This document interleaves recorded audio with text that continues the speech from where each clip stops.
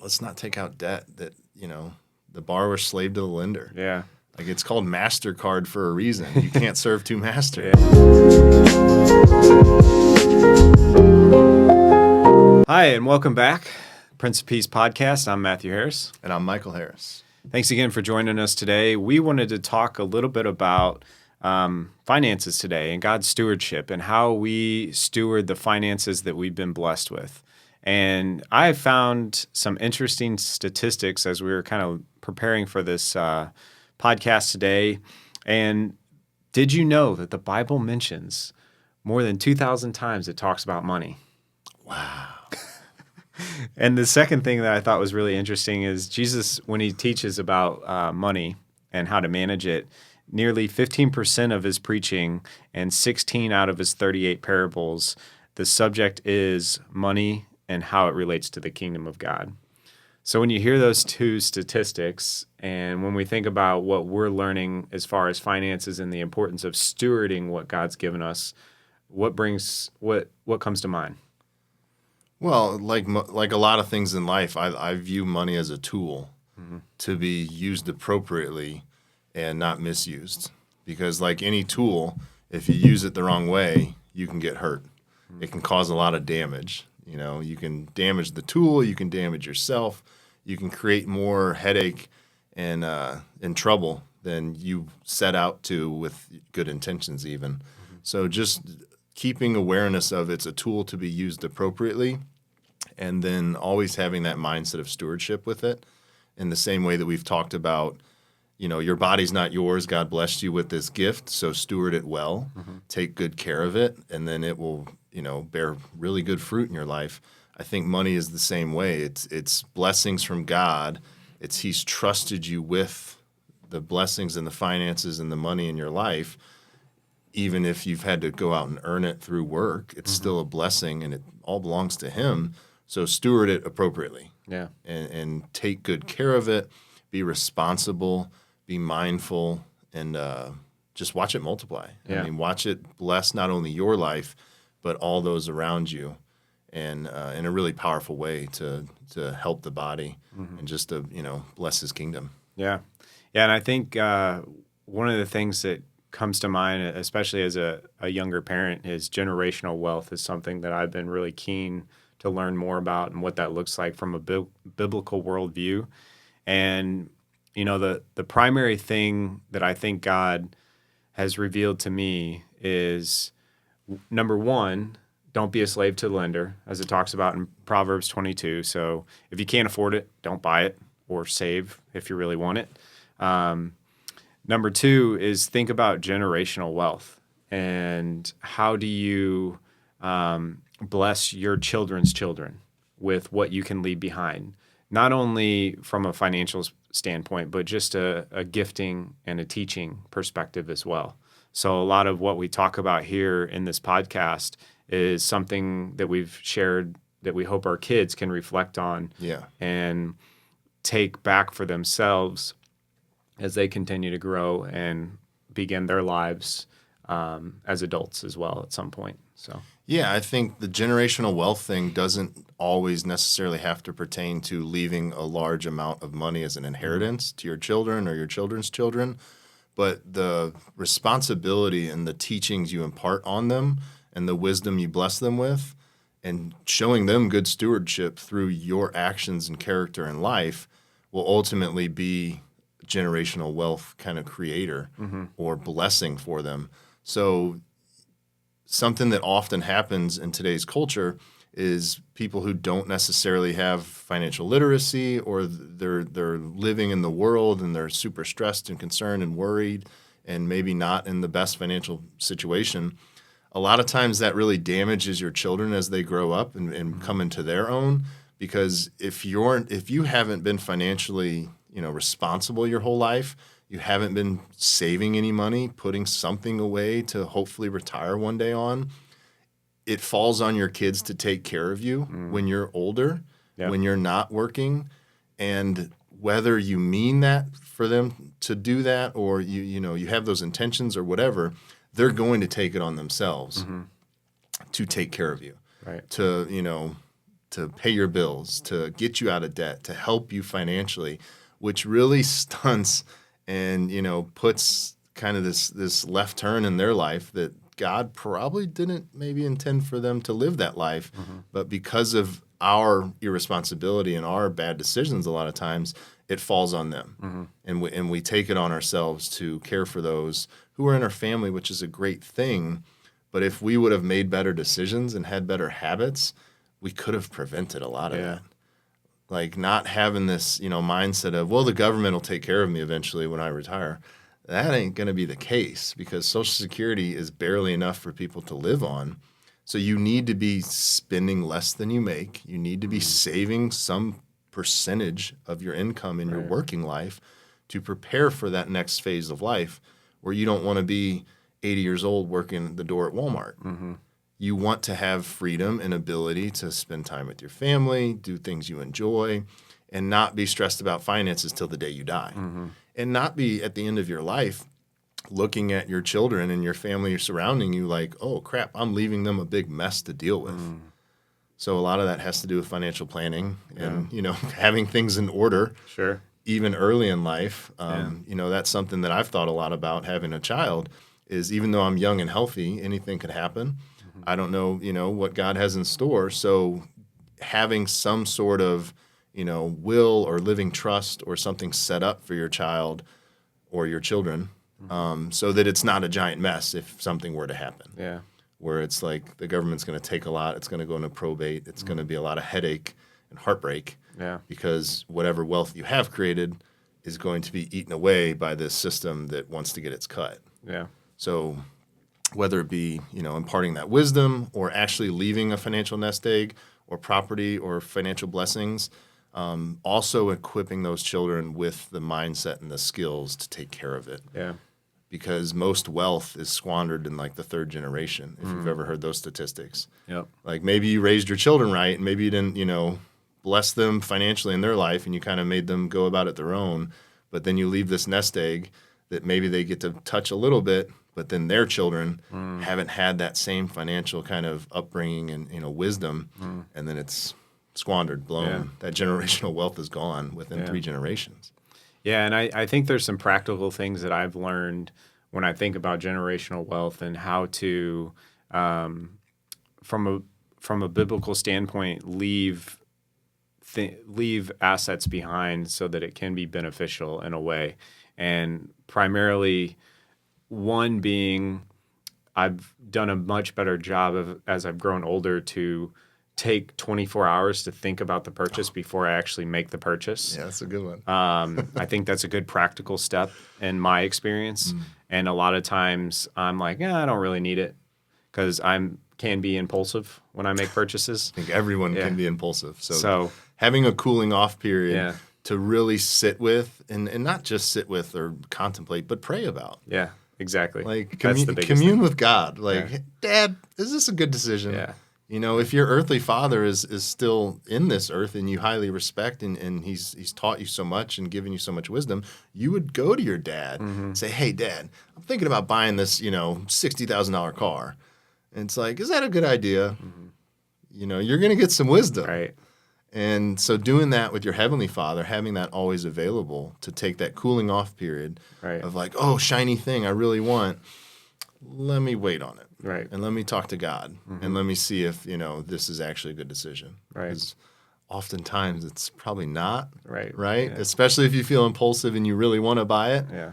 That's probably your clear sign to not. Yeah. In my experience, right? Mine too. Yeah, and the second thing that I've learned a lot from individually is Dave Ramsey's principles. Yeah. While I don't agree with all of them, Sure. there's good fundamentals, and he teaches it from a biblical worldview that I love of make sure you have that emergency fund. Oh, yeah. Pay off debt, and just live on less than you make. Yeah, live on less than you make. Yeah. Invest for your future. That's it. Give generously, and the giving part has been interesting to me as I've furthered my career and have had more disposable income.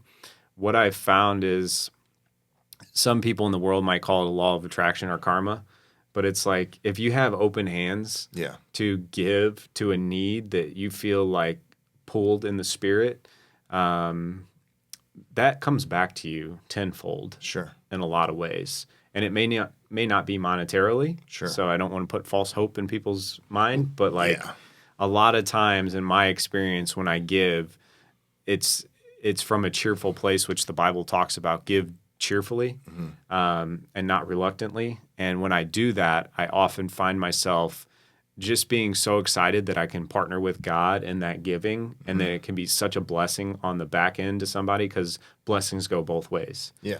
And so those are some things that I've put into my life practically on how I steward God's resources that he's given me. And it's paid off, It's paid off in a lot of amazing ways. Exactly. And not giving from a mindset of like a prosperity gospel where I'm going to tithe my 10% and God's going to pay me back. Right. Like that's not how it works. Yeah. That's not what Jesus really wants you to do. It's give cheerfully. But in my opinion, and what I've seen from a lot of like finance in the YouTube space, especially where people do, audits of people's lives and finances, is a lot of people feel so restricted and compelled to give that 10% tithe, but the rest of their life and finances are in such disorder. It's like you need to clean up your life and you need to take care of all this debt and you need to, really change your habits and the way you steward money before you're giving that money. And Dave Ramsey talks about that too, of like, stop tithing for a while, let's clean this mess up. Yeah. And then you can give more than you ever thought possible. So like when you're living on less than you make, when you're hitting these percentage savings goals, when you have the future in mind with what you're doing with your finances, you realize, holy crap, can I give generously in a way that I never thought possible? And it's free. It's not stressed. It's not a box you're checking from a religious mindset of I'm not a good person and I don't earn God's love unless I give this money. Yeah. That's not where you're compelled to give. So blessing the church, blessing, charities and mission work and whatever, even the person at the gas station who needs a couple bucks or the homeless guy in the corner, all beautiful, necessary, wonderful. But if your life is a mess and you're not actually taking care of your finances and you're just head in the sand like an ostrich ignoring it, I don't know that that's what you should be doing until you start really, reviewing what you're doing with your finances. And then get to that place of like, holy crap, I've got $300 this month that I don't need. Everything is taken care of. And now what do I get to do with it? And that mindset is so exciting because you're like, then you get to start seeking these needs out where you could really benefit and help and bless. And it feels so good because you're not stressed about it. Yeah. You're not like clutching that money like, here, take my donation. You're like, here. I can't wait to see what God blesses me with next month to help others with. Yeah. And not sticking to, in my opinion, a hard and fast rule of like being, it being a legal document in the Bible and saying that 10%, that 10%. Right. Like it might need to ebb and flow. It might change in your life. You need to be evaluating your finances. And, some simple thing that Dave Ramsey talks about is budgeting. Like how many people track what they spend and plan it out at the beginning of every month. These are my categories for spending. This is how much. And then assessing every month and doing that kind of review at the end of the month, saying, this is where I spent this month. Wow, I really went over on eating out. Next month, I'm going to tighten it up a bit because do I need to eat at Chipotle 7-8 times or can I eat 4 times and then I have $100 at the end of the month to, bless or give or save or do whatever. So like always having that active participation in your finances and not like you're just along for the ride in the world and you're not at the, you're not steering the ship. Yeah. I think that's really important. And I love what Dave Ramsey teaches. He changed my life years ago by doing Financial Peace University. It was the first time in my life I ever heard any financial advice and ever heard about budgeting and ever got a system down to do it, especially the snowball method to get out of debt. Changed my life forever. I feel like he could have more grace and love and compassion. Yeah. Like he's kind of a harder old man. Yeah. God love him. I don't sit in his seat and hear all the silly calls every day that would frustrate the heck out of me too. Sure. So I totally understand. Especially when he's written a whole plan. For Yes, he's been doing it for 30 plus years. You're going to get a little annoyed at the same stupid questions. But I certainly pray for his heart to be soft daily. But I think he's just done such an incredible job at changing lives. And it might not be the best mathematical system for making the most, the most headway or the quickest or the most amount of returns as far as interest and credit cards and all these things. But psychologically, and the system he's put in place works the best for the small wins, adding up over time and creating a kind of consistency and a strength to go forward in life that you don't fall out of.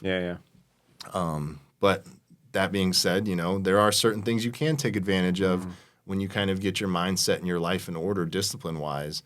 Like you can have a credit card and you can spend money on it that you're planning to spend. You can get your cash back rewards, be it a small amount, while that money sits in your bank account and earns interest anyways. So you kind of double dip in this way that over the course of the year, you're going to make several $100s that you wouldn't have made if you were zero credit score, if you weren't, utilizing these tools, because again, that's what they are, is they're tools. So I disagree in a little bit, but only for certain people. And in the grand scheme of things, let's not take out debt that, the borrower's slave to the lender. Like it's called MasterCard for a reason. You can't serve two masters. That's funny. So if you didn't know, that's where I work. So there's no mistake with the way they named their product. I mean, it's very much, it takes over people's lives. And unfortunately, when that first MasterCard is maxed out, what do people do? Do they pay it off or do they open another one? And do they open another one to balance transfer? And I've done all those mistakes too, so I'm speaking from experience. But the freedom and peace that you get to walk in when you owe no one money, when your paycheck comes in and it sits in your bank account for days and nothing's coming out of it, and you're like, man, what do I do with this? That's where life, more money, more problems. Because that's when it even gets a little more difficult in my experience, is like, where do I put this money? Like, what do I do with this now to create that generational wealth? Like, how do I go about stewarding this, not just to survive and get out of debt, but now to advance my family for generations and to really grow the body of Christ? Like, now what do I do? The kingdom mindset. I think the word I've gotten with that mindset is diversification. You, in my experience, being diversified will protect you from any one asset class crashing and being completely wiped out, whether it's real estate, cash, your retirement accounts, gold, Bitcoin, those sort of things. And I think the one book that I find to be the most beneficial for me and how I approach my finances and diversification is the wisdom that I get from Proverbs. There are so many Proverbs that talk about finances, and Solomon was one of the richest men to have ever lived, if not the richest, wealthiest man to ever have existed on earth, and he wrote Proverbs. So there's something to be said about following the wisdom from the wisest man and how to apply that to our lives.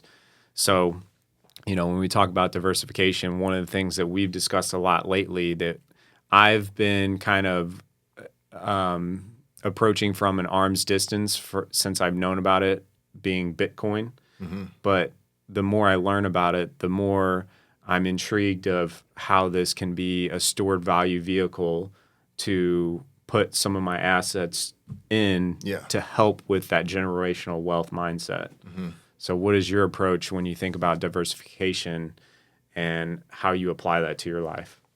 Oh, it's absolutely crucial. I mean, I don't want all my eggs in one basket, whether that be, with a house and real estate being the only thing you have, or a retirement account that's in, an index fund, which I believe in and I'm part of, like index fund, S&P 500, whatever, product you're purchasing from that financial body that you work with. I totally believe in, because over the course of history, it's gone up long term with that 8 to 12% return. So I want to get on that train and I want to ride that, because that seems like a really great opportunity. But if that's the only thing you're in and you go to retire and the market's down, like 2008 or, whenever that's happened in history, you're really in trouble. Right. So diversification is huge to hedge against those, catastrophic things that no one sees coming that can really hurt that one asset class that you own, or the housing market takes a dip and you've got all these houses. And like Dave Ramsey, went bankrupt the first time because he had all these houses and owed all this money. So doing it intelligently, not borrowing a ton of debt and overextending yourself and putting your neck on the chopping block. But then also, I've been looking at Bitcoin quite a bit because it's a digital asset that's proven itself over the last 15 years to be, while very volatile, it has so much worth, in my opinion, because of the scarcity, the finite amount, the way it can be divided down to 100 millionth. So you can purchase just a couple bucks of it, you can purchase a whole coin, whatever, and the ability to store that over time, kind of like an index fund or a savings account or real estate. Right. Like having this, broad array of investments to grow over time. Hopefully most of those outpace inflation. And then what you don't need towards the end of your life, because hopefully over 30, 40 years or however much time you're saving for retirement, it still builds value to the point I don't want to have to spend it all. Like my goal with retirement savings and investments is not, okay, I'm retired. Now I'm going to spend this down to zero before I die. And hopefully at the day I die, I have zero money. Yeah. No, I don't want to do that. Yeah. I want to set my daughter up for a, blessed financial future where, she has to work and acquire skills and, make it on her own in certain ways. But she has blessings from dad that give her a leg up in the world, and you're not starting from the ground floor. Yeah. Because if however many years on earth I get, that's like, what do we say? Our ceiling is their floor. I want her to start a good deal off the ground. Right.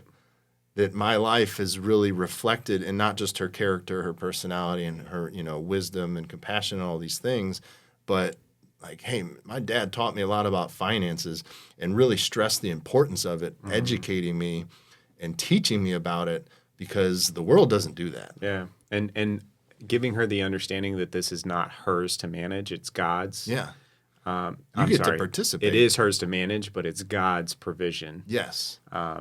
And that's I think something critical that we're all hoping to teach our kids. Yeah, I mean it's everything we do is in humility. So it's like, Dad didn't earn this. God blessed me with this. I participated and I worked and I made decisions, but they were always, Holy Spirit led. They were through prayer, and they were because of who He made me to be that I was able to do this. And now it's being trusted to you. So you're the financial planner manager to this inheritance from God. And what are you going to do with it? Are you going to go buy a jet ski, or are you going to, spend this wisely and hopefully grow it more so that your kids have a leg up? Yeah. Because again, I don't want to reach the end of my life with zero money and a pile of debt to pass on headaches. I want it to be like, holy crap, I didn't realize Dad had this much money. Yeah. I want it to be a surprise and like a blessing, but have equipped her to handle it. Yeah. And have it be a blessing, not a burden. Right. So even if you leave them a ton of money, that can be a huge burden if they're not prepared and equipped to handle it. Yeah. And I think about the story of the prodigal son, right? So the one that asked for his inheritance before he was ready for it went out and squandered it, and that story, I think, resonates with a lot of people that have had that financial experience where they've lost everything. Well, I mean, lottery winners. Yeah. How many of those end up broke and poor within a couple of years? Yeah. Because you can get the blessing, but if you're not prepared and you don't have the character and the skills to handle it, it doesn't change who you are. Right. It just exacerbates it. It magnifies it. Yeah.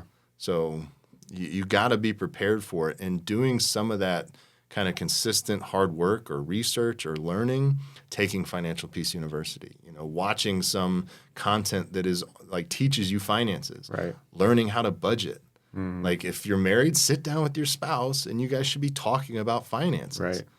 it should not be this kind of unspoken, stressful thing that nobody wants to address because you both know it's a mess. If it is a mess, get together. Yeah. Start working on it together because you're a team. And the more you work together and communicate, the more peace you'll have even through the chaos. Yeah. And I think that's been the biggest, because I think finances, from what I've heard in the past, is like one of the biggest issues in marriages that cause divorce. Yeah, absolutely. And one of the things that Kate and I have done has been, we're really good about communicating more now than we have in the past. Of when we're going to spend money, we approach the other person and say, hey, I'm thinking about buying this. What do you think? And a lot of times I get shot down because I have expensive taste. Yeah, expensive taste. But at the same time, like, I can respect that because I know that God keeps me grounded through her in a lot of ways. And so that's that partnership between husband and wife, I think that, I think is meant to help us in our financial journey. And the other thing that I wanted to just kind of leave the audience with is write things down. Like you mentioned, budgeting. I think that's huge because when I've written down my financial goals, they've actually been part of my prayer life, and I've seen them come to fruition. And one of the most amazing ways is, like, I never thought I would be mortgage free before I'm 40, but I'm on pace to be mortgage free before I'm 40. Yeah. And that is such a freeing feeling, especially when you think about Dave Ramsey's principles of, like, most millionaires have a paid for house. Yes. And I'm like, and there's so much peace of mind that I have of obtaining that goal and that prayer that was written down that I didn't even realize was a prayer, but it became one. And this was like 5 years ago that I wrote that down. And I'm like, man, in the next 5 to 10 years, I want to have my mortgage paid for. And here we are. I'm at the finish line. And I'm like, that is powerful. Yeah. So, for what it's worth, audience, we hope you find value out of this content that we shared today, this discussion on finances. We know it's a sensitive topic. We don't have all the answers. We're on this journey together to figure out what God has in store for us and how he's called us to steward the gifts and resources that he's given us. But the Bible talks about it a lot. Over 2,000 times it's mentioned. Jesus talking about it a lot when he would preach and teach. So it's important, right? And it's an important part of our lives. And we just pray for you, audience, to manage your resources wisely. And if you have questions, want to learn more about what we've done practically, reach out to us. Also, check out Dave Ramsey. We think that's a good foundational learning ground that has benefited both of our lives. So with that, we love you guys. We pray for you, and let us know how we can support you. God bless you all. Thank you for your time.